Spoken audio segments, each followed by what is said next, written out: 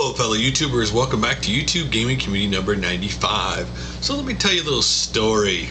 So today, I got off work a little early. If you don't know, when I work outside all day, my job. And so when I come home, I don't really like to go outside a lot because I'm out in the sun all day. And today I come home, my wife goes, let's go to the pool. And my son's all excited. I'm not, but since he was excited, I said, okay, fine, let's go. And we go to the pool, and I get sunblock everywhere but my face because I'm just stubborn and I don't want that stuff spraying on my face. And we're there for 3 hours later, and now I look like a tomato. If I crinkle my nose, it actually probably look like a strawberry, but I'm not going to do that. So hopefully this goes away in a couple days. But my topic for today is, why do you like gaming? Now, everybody has a, listen, there's disparate aspects of gaming. Not everybody likes everything about gaming. Some people just like to collect the figures for gaming. Some people like to collect the video game magazines. Some people like the video game character comic books. Other people like video games themselves, the systems, whatever. For me, it's a simple answer. If you ask me, why do I like video gaming? It's rather simple. The experience of the game. A new experience of a game that either I haven't ever played before, or a real in-depth world, or a game I used to play that I liked to play when I was younger. Those are what I like about gaming. I love, the old video game magazines. I mean, I just got those Nintendo Power Rayman Origins on it. I still love looking through video game magazines to this day. But what is it about gaming that you love? And why do you love it? I mean, because so many people get on YouTube and they talk about how they're into gaming, but they never explain why they love gaming. And it could be whether it's PC or console, it doesn't matter. I don't play that game. Console is better than PC, PC is better than console. Not really. They both offer their own experiences. Every device that does any kind of gaming, whether it be the iPad or anything, a cell phone, they all have their own experience. So let me get to some of the comments from YouTube Gaming Community number 94.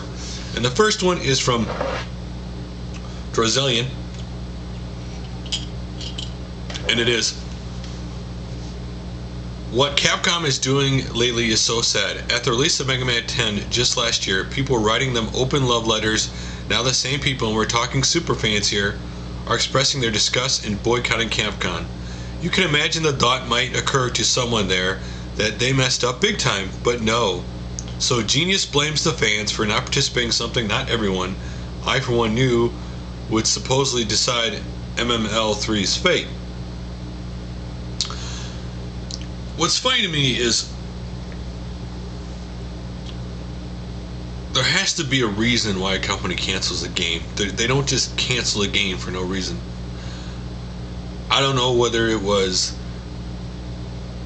they were looking at, they tested it out or whatever, studies through video game websites, polls, whatever, and got low numbers and thought that was enough. But there has to be a reason. They're never going to tell us the real reason, but attacking the fans is never the right reason. Adal123 said, the thing that really aggravates me about Ultimate Marvel vs. Capcom 3 is that when I bought the game for $60, I thought to myself, this game is nice, but I don't have any of the characters I wanted to play. Now Ultimate Marvel vs. Capcom 3 comes out and I think, well, this is the game was supposed to be when it launched, and now I have to spend another $40. Nope. Going to give into Capcom's milking what they should have made all the characters free DLC anyway. So here's what I want to say about this. This is my same feeling about Street Fighter, even though I did buy Super Street Fighter 4. They said in the article about Ultimate Marvel vs. Capcom that these characters were originally supposed to be released in the game as DLC, and okay, the disaster in Japan happened, and now you're releasing it as a disc itself. So, and this is a problem I have with Capcom with Street Fighter. They keep, okay, here's 4 new characters, we say we balance the game, here, spend $40 to buy this game. No, I already bought the game, why do I need to spend more money? Next up is Travel Joe 2010. He said, the Mega Man franchise is dead. To throw salt on the wound, I saw an article about Capcom planning to make Street Fighter Hello Kitty crossover merchandise. The people of Capcom have lost their mind. Funny idea, what if Kojima went to Capcom to work on Mega Man? 30-minute cutscenes where Toaster Man or Wrestle Man goes on a tragic life before dying. Dr. Wily wants to control digital information. Awesome. I saw the Street Fighter X Hello Kitty merchandise. I'm sure it's probably only coming out in Japan. But that's actually not that uncommon over there, to be honest with you. I don't think the Mega Man franchise is dead. The wrong thing is, they've continued to release handheld versions of Mega Man in some form over this time. I just don't think the company knows what to do with Mega Man, to be honest with you right now. I mean, but if Kojima did that game, I don't know. See, like his name was tied to Castlevania, he didn't actually really have much involvement with that game. He just lent his name for the game to get attention. The company who actually worked on it said they did very little. They just sent it to him and they gave very small, you know, just little small suggestions on what they could change. So I think if he actually worked on it, it'd be more of a case of his name's attached to it just to give it attention. Next up is Sick Cooper. Thanks for the shout out, man. I'm not into newer games like stuff Capcom is working on, but I do think it's dumb to cancel something that so many people seem to be excited over. I'd rather see a few good games like Resident Evil and Mega Man than a bunch of lame ones like Disney Fit or Strawberry Shortcake.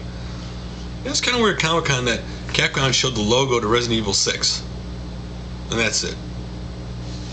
But I do think that too many game companies make too many games, that instead of making a couple really good games, they release a bunch of games hoping one hits. So let's get to videos to check out. The first one is by 3 Kilobytes. It's Sega Genesis versus Super Nintendo debate. Now there's 3 people doing in this video, and they're debating Sega Genesis versus Super Nintendo, and they all have, by the way, different sides. So it's not like they're all for Sega Genesis, Super Nintendo. Which this video brought me back when I was, when it originally came out, and there was just such a debate between the Genesis and the Super Nintendo, which was better, the fanboys and all that stuff. Next up, TVandLust Game Room Tour 2011. Or if you don't want to see his Game Room Tour, you can check out his 10 years of the Game Boy Advance. It's hard to believe that the Game Boy Advance just hit his 10-year-old mark. Seems like yesterday. And then the LastGametube, Last Gamer, Blog 010, Sight and Sound. He shows arcades and just blogs about game stuff, so if you're interested, check that out. Really cool. And then StephsTooDef, Super Scribblenauts Maxwell review. It's a review of the actual figure. If you've never seen the figure, check that video out. And then Blake 3on6. What's your top 5 gaming consoles of all time? That's the question. If you want to see his, check out his video. Next up is Phreakindee Turbo Outrun Arcade Game Review. I've forgotten that there was a Turbo Outrun in the arcades until I actually saw this video. If you've never seen the game or want to relive seeing it again, check that out. And then for some music today, Waltzforluna, Final Fantasy X, Zanarkand, Zanarkand, Sundown. You want to check her doing her interpretation of that music, is really awesome. And next up, if you want some more music, check out Lara6683. Lara/Samus plays BRINSTAR from Metroid on violin in a Zero suit. And yes, she is in a blue Zero suit while she's playing this violin. Really cool music. Check that out. And then the TheEMUreview, the Bobble franchise review. I remember when Bobble first came out, and made such a big deal about it, but it's such a fun game to play, or games, over the years. Next up is HankGames. Let's play DeathHank 11, which actually he's playing Death Spank, but since his name's Hank, he changed it to Hank. If you want to check that game out. And then TobyGames Duke Nukem Deaths, if you want to see a bunch of different deaths, and of course Duke Nukem. And last but not least, Farfromsubtle, Green Eggs and Ham, Dr. Seuss Minecraft World Part 3. In this case, it's just like 4 people sitting in a chair in this end of the video, and then you see the actual game they're playing in the top, and the cool thing is on the bottom, since they're streaming it, on the bottom you see people, I think they're on Just TV, people leaving comments, and they're answering the stuff as they're playing the game. So it's really cool. So guys, that's all for now. I will see you all on Wednesday.